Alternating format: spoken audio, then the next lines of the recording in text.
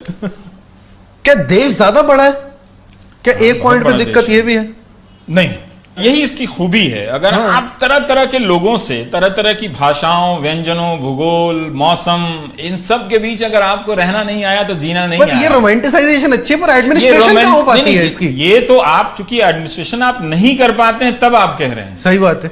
ये आपकी फेलियर है, देश की फेलियर नहीं है। जो लोग वहां पर बैठे हैं हुकूमत करने के लिए वो फेल हो गए, तो इसका मतलब थोड़ी कि देश की डाइवर्सिटी में अंतर है।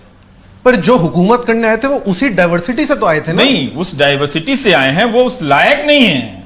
आप ये भी सोचिए, चुन देने का मतलब थोड़ी होता है कि आप हर बार किसी लायक को चुनते हैं। सही बात है एकदम। और जो आपको शासन व्यवस्था को ऐसे भी समझना है कि कोई भी शासन व्यवस्था एक खास समय में एक ही बार के लिए लागू नहीं होती है, ये एक यात्रा होती है। करेक्ट। तो ये यात्रा में अपनी कमियों से जूझते हुए बेहतरी की तरफ जाती है, जिसको हमारे प्रधानमंत्री बदतरी की तरफ ले गए।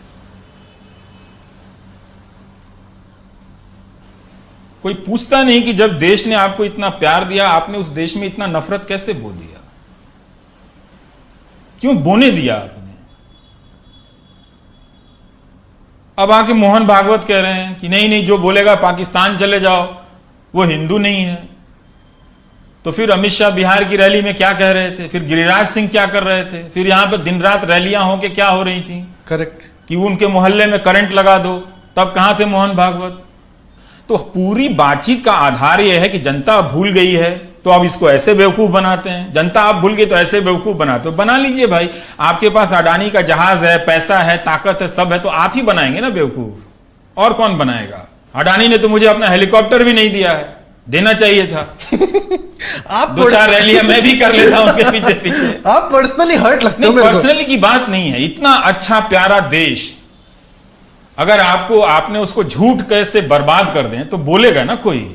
मैं नहीं कह रहा कि मैं ही कोई इस देश में सत्यवादी हरिश्चंद्र हूं, लेकिन वो दिख तो रहा है ना। सही बात है। उस झूठ पे पर्दा डालने के लिए कितना आयोजन हो रहा है, बताइए जरा सा। इस कोरोना के समय में लोग मर रहे थे, उनकी तैयारी ना करने की वजह से लोग तड़प के मर गए, और अब यूपी में जाके कह रहे हैं कि ये अभूतपूर्व काम था। इससे बड़ा झूठ कोई बोल सकता है? कौन बोलता है इस तरह का झूठ? किस लिए बोलता है? अभी तो कोई लोकसभा का चुनाव ना हो रहा, जिस तरह से आप पहले चुप थे अभी चुप रहते। पूरे देश के सामने आप बोल रहे हैं यूपी ने अभूतपूर्व काम किया है। तो अगर आपको यह लगता है कि बोलने वाले को जेल में ही बंद कर देना है, जाके ठोकाना है, पिटवा देना है समर्थकों से, तो भाई ठीक है, सबको चुप रहो, मत बोलो, इन्हीं को बोलने दो। फिर एक दिन यह भी हेडलाइन छप जाएगी कि जो लोग मरे उनकी अपनी गलती थी, हम तो चुनाव प्रचार कर रहे थे, ये तो मेरा अपना काम था।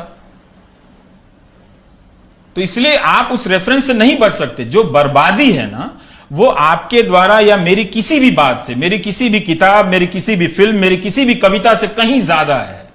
आप किसी कविता पे बात करें, फिल्म पे बात करें, खाने पे बात करें, आपको उस बर्बादी पे लौटकर आना ही पड़ेगा।